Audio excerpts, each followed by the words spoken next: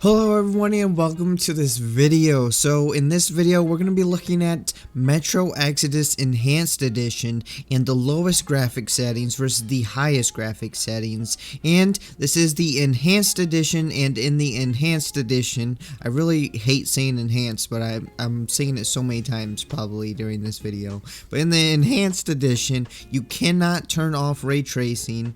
At least I couldn't. The lowest ray tracing setting is normal, and then you have ultra ray tracing. So ray tracing will be on the entire time because you cannot turn off ray tracing in the Enhanced Edition. Now, without further ado, let's roll the clip from the lowest settings and the highest settings side by side.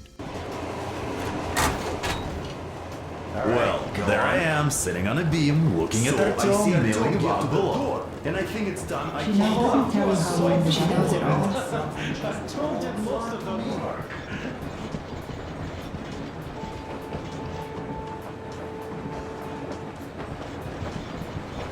Wow, cool. Can you teach me?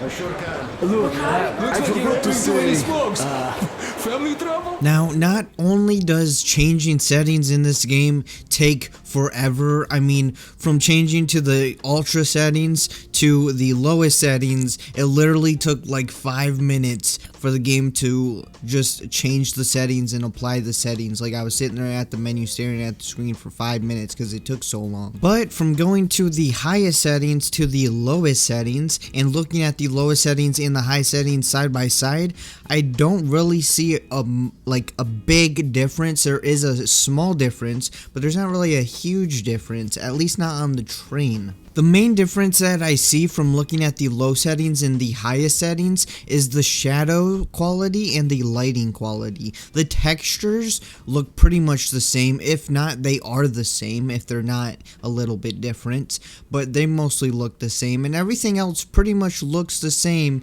except for the lighting and the shadows. The shadows are actually worse in my opinion at the higher settings, which is weird because ray tracing is at the ultra level instead of the normal level, but it creates better shadows that it actually makes more shadows. So the screenshot that's on the screen right now, from the low settings to the high settings, you can actually see it creates a better shadow of the window on low settings compared to the shadow on high settings, where the shadow starts to disappear and the detail starts to disappear of the window on the wall compared to low settings, which is actually really weird. Maybe someone can explain why that is, but on top of that, high settings also creates a darker, more dark, realistic kind of tone to the game, whereas low settings creates a more bright and vibrant kind of game. But honestly, whether you're on low settings or high settings, the game still looks good, and I think that might be because it is the enhanced version, so maybe the game isn't drastically changed from low settings to high settings. I don't know what the original non-enhanced version looks like, as I didn't play that one. I mean, I got Metro Exodus around 3 days ago, and I just beat it yesterday for the first time. And let me just say, it is a fantastic game, so if you haven't played it, give it a try. And if you're playing the enhanced version, don't really worry about the settings too much. Just, try to keep track of your frame rate, and as long as you're getting above 60 frames per second, I would say you're going to have a great time with this game.